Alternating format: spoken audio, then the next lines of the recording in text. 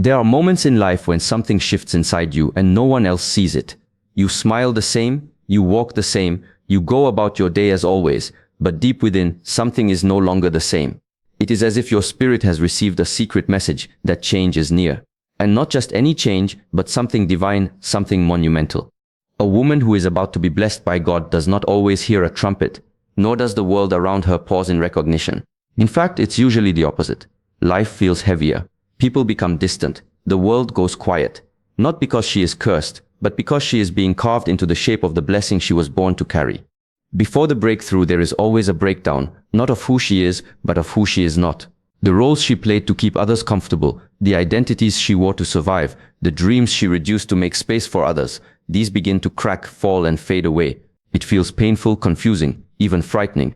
But in reality, it is sacred. It is the beginning of alignment. There will come a point where she feels tired, not the kind of tired that sleep cures, but the soul-deep exhaustion that comes when you're about to step into something new. God doesn't just give blessings, He prepares you to hold them. And that preparation may look like solitude, silence, sudden loss, or unexplained stillness. Not because you are being punished, but because you are being positioned. And here's the paradox. The signs of an approaching blessing often look like storms. You lose friends. You lose appetite for meaningless things. You stop chasing what once obsessed you. You no longer tolerate the things that once defined you. That is not weakness. That is not weakness. That is spiritual awakening. It is the soul getting ready for something greater than you have ever imagined. Sometimes the path to greatness is not paved with applause but with pruning. And the woman who can endure the silence, the confusion, the inner fire, she is the one who will rise not just with success, but with wisdom, not just with influence, but with inner peace, not just with gifts, but with grace. Watch the signs closely. You begin to wake up in the night with a racing heart, not from fear, but from something calling you forward. You feel waves of emotion with no logical reason. You start wanting less, yet you feel fuller. You are being prepared. You may find yourself feeling alone, even in a crowd. You may feel invisible, but you are not forgotten. You are hidden for a reason. A seed must go underground before it breaks through the surface. And the deeper the seed goes, the stronger the roots, the greater the bloom. So if you are that woman right now, walking through the strange silent middle, know this. The discomfort is not a sign to quit. It is a sign to listen, to trust, to breathe, because something big is coming. And when it arrives, you will understand why the waiting felt like war, why the loneliness felt like loss, why the tears came like rain. It was all watering your becoming. You are not breaking, you are blooming. God is not just about to bless you. He is shaping you so the blessing does not destroy you. Because it is not small, it is not ordinary, it is big. And so your spirit must become bigger still. Watch for the signs. Trust the process. And when the time comes, receive it with both hands, open heart, and steady soul. Because it's yours, and it has been written in heaven long before you felt it on earth. There comes a moment in a woman's life when she senses something unexplainable, yet undeniable. It is not loud, not sudden, not even dramatic, but it is powerful. It is a stillness that settles into her spirit, a silence that wraps around her heart like a whisper from the divine. She may not know it yet, but this stillness is the first sign, the beginning of a great unfolding. A blessing is coming, not just any blessing, but something big, something that will change her story forever. And strangely enough, it doesn't begin with joy, it begins with quiet. Everything inside her starts to slow down. Conversations that once thrilled her feel empty, crowds make her tired. The noise of the world becomes too loud to bear, and so she withdraws, not because she is bitter, not because she is lost, but because her soul has entered sacred ground. She is not running away from the world, she is being called inward. Have you ever noticed how nature prepares for transformation? The sky grows dark before a storm. The seed goes still before it sprouts. Even the butterfly must retreat into a cocoon before it can fly. It is the same with her. This silence, this internal pause, is not weakness. It is the sacred stillness before a divine storm. And not a storm of destruction, but of revelation. The kind that washes away what was and makes room for what is coming. But it doesn't always feel sacred. In fact, it can feel terribly confusing. She may ask herself, why do I feel so distant from everything? She may wonder, why do I no longer fit into the spaces that once felt like home? Her routines stop working. Her plans fall apart. Even her prayers begin to change. She stops asking for things and starts asking for understanding. That's when she knows something is shifting. She is no longer who she was, and yet she is not yet who she is becoming. This is the spiritual echo of elevation. God is not in a rush. Before he blesses a woman with something big, he stills her, he empties her, he removes the distractions and interruptions so she can finally hear the quiet truth that has always been trying to reach her. It is in that sacred silence that he begins to prepare her, not just for what she wants, but for what she needs to become in order to hold it. She might notice that the silence begins inside, but soon touches everything around her. Friends stop calling, plans get cancelled, the phone stays quiet. And at first, this feels like rejection. It feels like isolation, but it's not. It is protection. Divine protection. The blessing ahead is so heavy, so valuable, so life-altering that she must be emptied first. She cannot carry this next season while still clutching the noise and weight of her last one. This kind of silence does not mean nothing is happening. In fact, it is a sign that everything is happening, just not in ways she can yet see. It's like standing in a forest just before dawn. Everything is dark, still, but beneath the soil, roots are moving. Growth is happening. The sun is about to rise, and when it does, everything will look different, but she must be still enough to witness it. In this stage, something incredible begins to awaken inside her. Her senses grow sharper. Her dreams become more vivid. She starts feeling things more deeply, noticing the smallest shifts in her environment.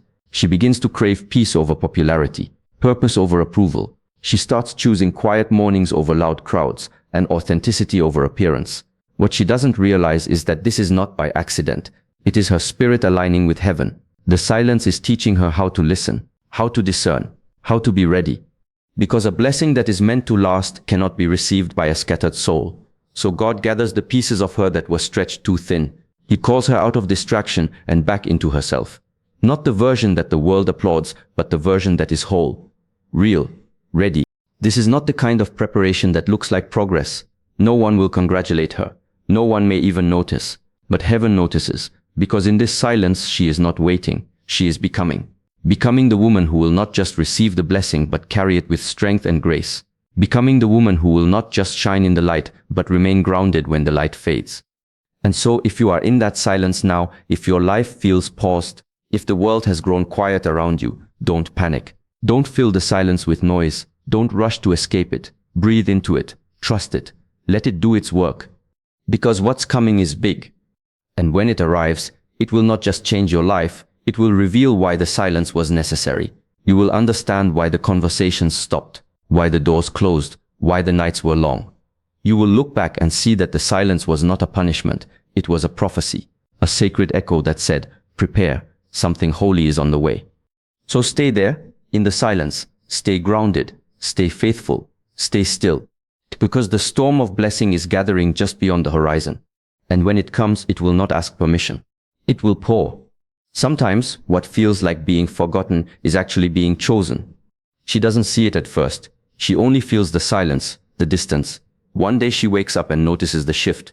Not in the world around her, but in the way she fits into it. Or rather, how she no longer fits at all. The people she used to laugh with feel like strangers. The spaces she once called home now echo with unfamiliarity. It's a strange season, a quiet one, a lonely one. And that's when it begins, the isolation. Not the kind of isolation where you choose solitude for peace, but the kind where solitude chooses you. Where no matter how hard you try to connect, the calls go unanswered. The invites stop coming. The presence of others feels like noise. She feels like she's being pulled back, closed in, sealed off. And it hurts. But what she doesn't see yet, what she doesn't know, is that this isolation is not punishment. It is preparation. This is not rejection. It is redirection. She has been marked by something heaven-sized, and when heaven marks you for something high, the world begins to release its grip. People fall away not because they are bad, but because they cannot go where she is being sent. Conversations become shallow not because they are wrong, but because her spirit is reaching for something deeper. This isolation is weighty. It presses on her chest like something has been taken, but in truth, something is being made, because in the absence of distraction, the presence of destiny begins to grow louder. In the stillness of the room, her real voice starts to speak. Not the voice she uses to please others, not the voice that makes her small to survive, but the voice that was buried beneath the noise, the voice of purpose. Alone, she begins to hear it. But it's not easy. There are nights she will cry without knowing why. Days when the silence will feel too loud to bear. She will wonder what she did wrong. She will look for answers in old places, only to find they no longer comfort her. She will want to run back to the familiar, even if it doesn't fit anymore, simply because being unseen hurts. But what she must understand is this. Before God elevates a woman, he isolates her.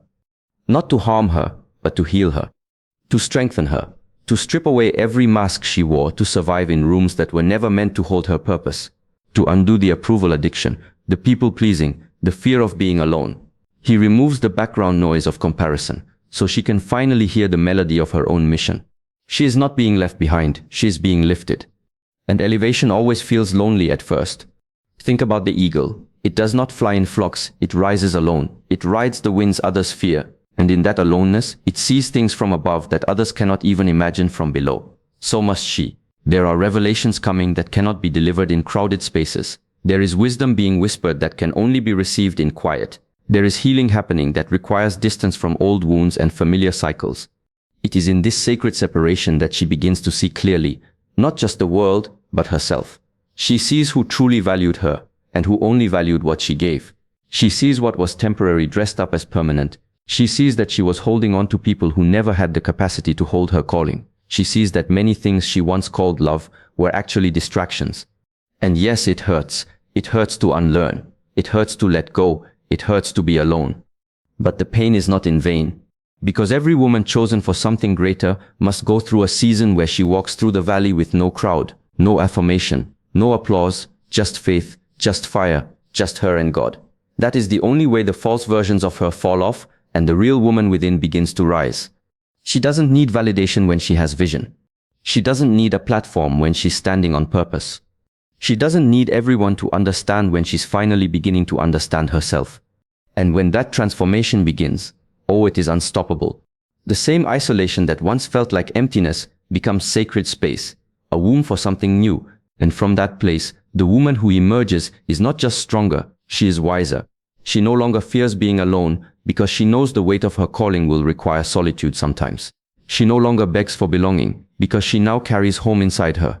And that woman, she walks differently.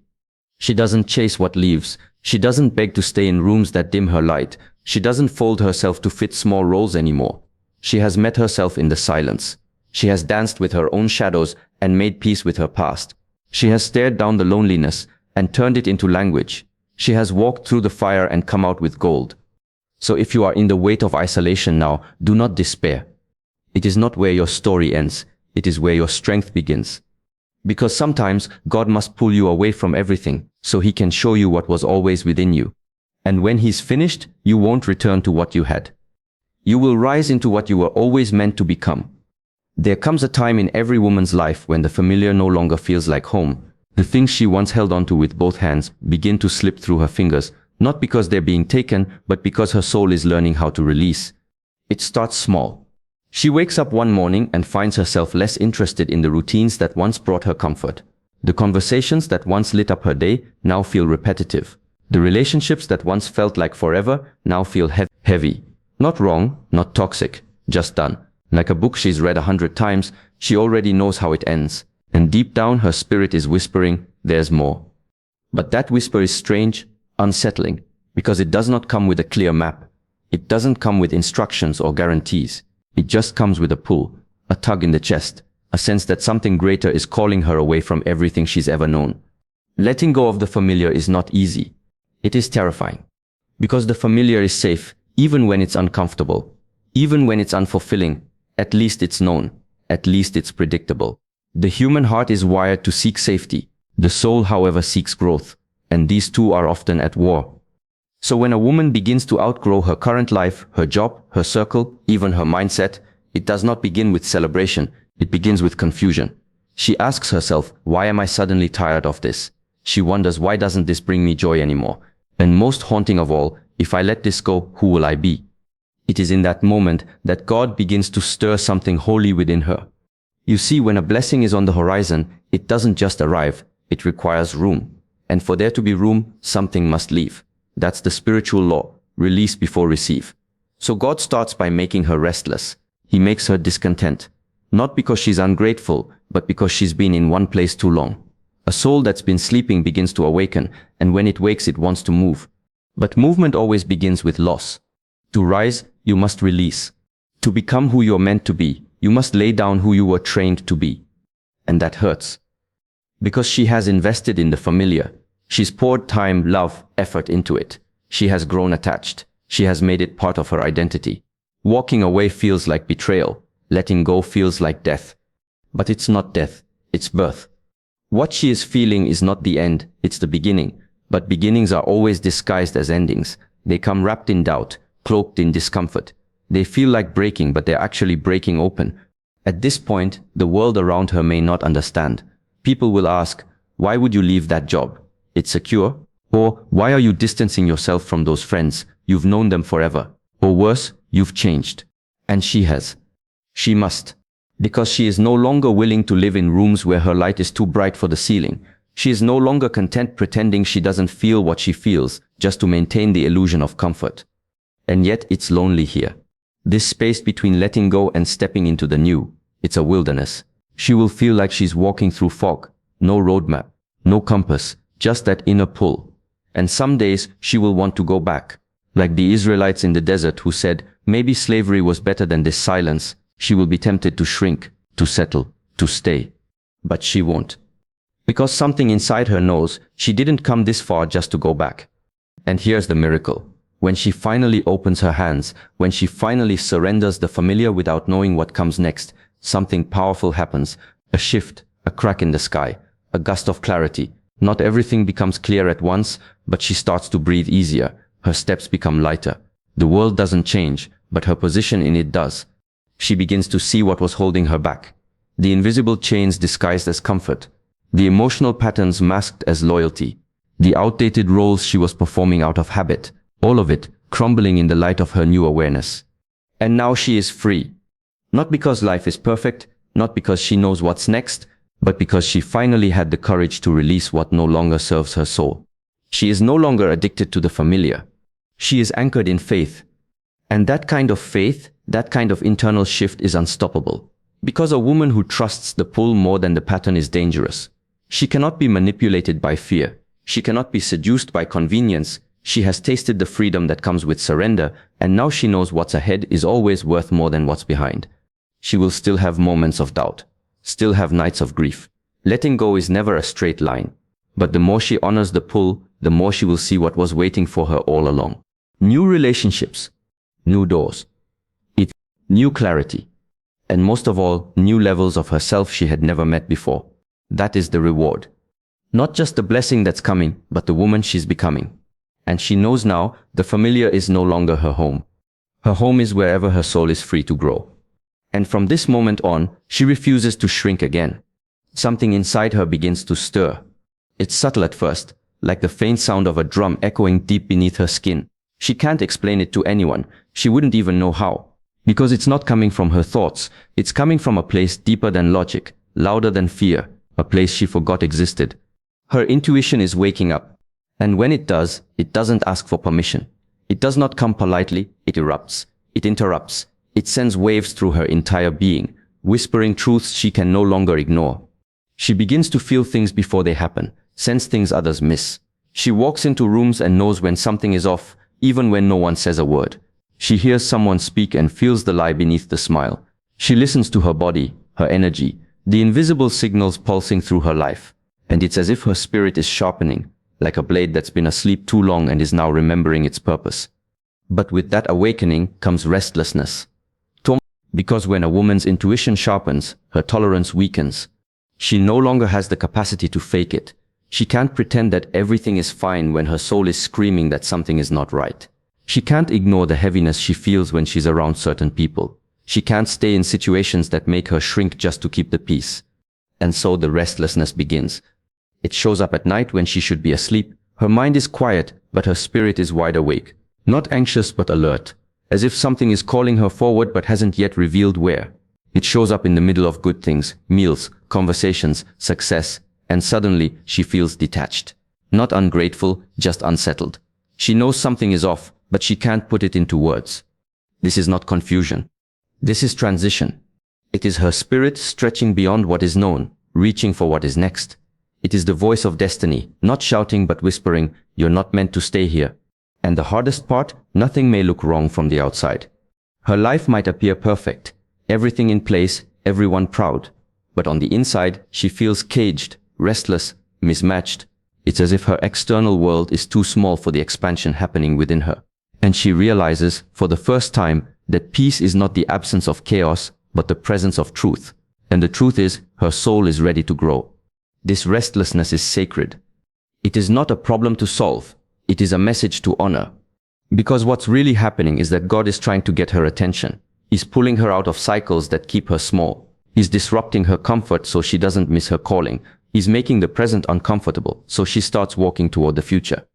That inner fire, that tightness in her chest, that sense that something is missing even when everything looks right. That's not emotional instability. That's divine instruction. She is being guided, not by logic or opinions, but by the deepest voice within her, her God-given intuition. And now, she begins to understand something profound. She doesn't need to know every step. She just needs to trust the nudge. She doesn't need the whole plan. She just needs to obey the pull. Because intuition once awakened will not be silenced. It will keep speaking louder and clearer until she listens, until she stops explaining her restlessness away, until she stops forcing herself to be grateful for a life that no longer fits. She learns to stop asking for permission to change. She stops needing approval to evolve. She starts walking by what she feels in her soul, not what others say with their mouths. And with every small step in the direction of truth, her restlessness becomes fuel, fuel for new decisions, fuel for bolder boundaries, fuel for breaking cycles, fuel for walking away from anything that tries to convince her to stay small. This is not rebellion. This is realignment. She is returning to herself. And that self who she really is beneath the roles and routines is powerful. She is wise. She is tuned in. She doesn't second guess every emotion. She doesn't apologize for needing space. She doesn't carry guilt for outgrowing what once felt like everything. She has learned that intuition is not just a feeling. It's a compass. It is the invisible hand of God moving her toward where she was always meant to go. And though the road may be unclear, though she may feel restless longer than she'd like, she trusts. She trusts the unease. She trusts the whispers. She trusts the way her body tenses when something is wrong and softens when something is right. She trusts that restlessness isn't the enemy, it is the messenger of transformation. And now she begins to walk differently. Not hurried, not afraid, but anchored. Because a woman who walks by her inner knowing cannot be deceived. She doesn't chase what is not aligned. She doesn't stay where peace has left. She knows who she is, and more importantly, she knows who she's becoming. So if you feel restless now, don't silence it. Listen. Sit with it. Ask it what it's trying to show you. Because you are not broken. You are being led. And what's ahead is not just a blessing. It is your becoming. She does not rise by chance. She rises by fire. A woman marked by God does not emerge from comfort, applause, or ease. She is carved in the shadows, sculpted in silence, and forged in moments when the world thought she was finished. But what they called endings, heaven called beginnings. What they saw as weakness, God was using as a womb to birth a new version of her. And now she stands changed, not just by the blessing that came, but by the pain that prepared her for it. She is not who she used to be. The woman who once doubted herself has become the woman who dares. The woman who once sought validation now walks in revelation. The woman who once whispered prayers from a broken heart now speaks with the authority of someone who has wrestled with God in the night and came out carrying light. She knows now that the signs were never random, they were sacred. The stillness was not punishment, it was preparation. The isolation was not abandonment, it was alignment. The restlessness was not chaos, it was calling. And every loss, every delay, every unanswered question, it all built her into the vessel strong enough to hold the weight of what God had already written for her. There is a point in every great story where the hero almost gives up, where the storm rages loudest and the way forward disappears behind a fog of fear and confusion. But it is in that very moment that something ancient and divine awakens inside, and she remembers who she is, not who the world told her to be, not who she became to survive, but who she was before the world tried to tame her. She remembers that fire cannot kill a woman born of it. She remembers that a diamond is just coal that didn't give up under pressure. That a lotus blooms only after pushing through the mud. That gold is purified only when it survives the flame. And she has survived it all. The broken friendships, the buried dreams, the sleepless nights, the quiet tears, the endless waiting, the battles no one saw, the prayers no one heard but God. She survived them all. And not only did she survive, she became the woman who no longer fears change because she is the change. She became the woman who doesn't wait for opportunities. She creates them. She became the woman who walks into rooms and shifts atmospheres, not because she is loud, but because she is rooted. Rooted in truth, rooted in grace, rooted in her divine assignment. And now, the same world that tried to ignore her will have no choice but to witness her rise. Because the blessing isn't just what she receives, it's what she now carries. She carries wisdom earned through suffering. She carries strength refined through solitude. She carries vision sharpened through silence. She carries fire because she stopped asking for permission and started walking in purpose. And to the women still in the waiting, to the ones who feel invisible, exhausted, confused, let this be your reminder. The darkest part of the night is just before dawn. The moment you're about to give up is often the moment everything is about to change. Do not quit. Do not settle. Do not go back to what broke you just because it's familiar. You are not being buried. You are being planted. You are not being rejected. You are being redirected. And when the time comes, when God says now, you will rise in a way that silences every doubt, every lie, every voice that told you you couldn't. You will not rise timidly. You will rise with fire in your lungs and thunder in your steps. Because you were not born to blend in. You were born to shake the ground you walk on. And what is coming for you is not small. It is not ordinary. It is not accidental. It is divine. It is specific. It has your name on it. And when it arrives, it will not be a surprise. Because you'll realize you were being prepared the entire time. That the wait was making you stronger. That the waiting was building your foundation. That the fire was burning off everything that could not go with you into your next season. So when you finally walk into that room, take that stage, launch that vision, hold that dream, you will not tremble. You will not hesitate. You will not question if you are worthy. You will know. You will stand tall and declare, this is what I was born for. And heaven will echo, we've been waiting for you to see it. The world does not need more women who perform. It needs more women who remember. Remember who they are. Remember why they were sent. And remember that when God is about to bless a woman with something big, He first makes her become big enough to hold it. So be still, be fierce, be faithful, because your time is not coming. It is already here. As the greats have said, what lies behind us and what lies before us are tiny matters compared to what lies within us. She remembered who she was, and the game changed. The comeback is always stronger than the setback. And above all, for such a time as this, you were born. The fire in you is not a flaw, it is your signal. Now go and become everything they said you couldn't.